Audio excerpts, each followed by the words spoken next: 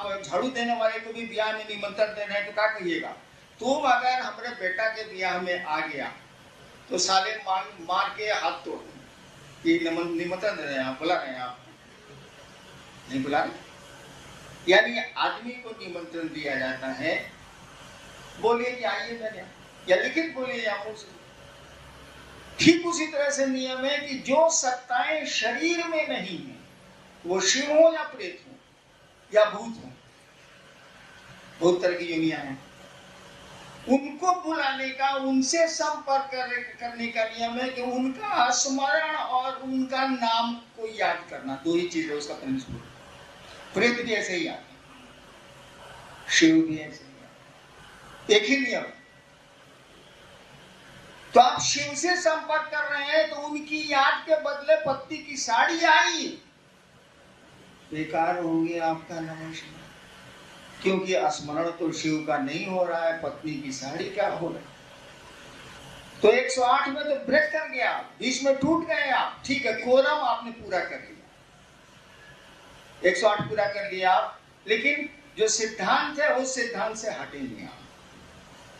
हमने कहा एक उपाय, जब आपको समय मिले, जब महादेव याद आ जाए या कोई काम नहीं रहे या काम भी हो, तब भी उसके बीच में आप सांस पर नमः टानिए। सांस भीतर जाती है तो नमः, सांस बाहर आती है तो शिवाय।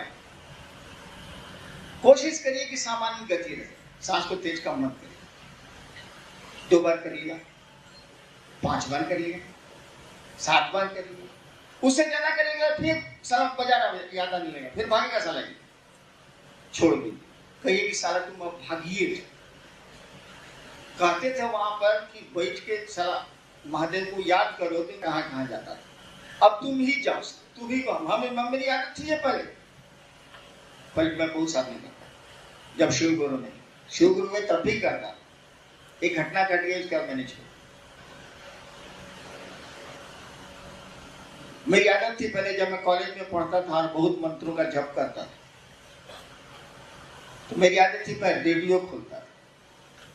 All India Radio Urdu programme 3:30 से 4:30 चलता था। मेरी उम्र के लोगों को याद। मैं क्या करता था कि रेडियो में गाना लगाया, पद्मासन लगाया, आंख बंद करके मंत्रों का जप।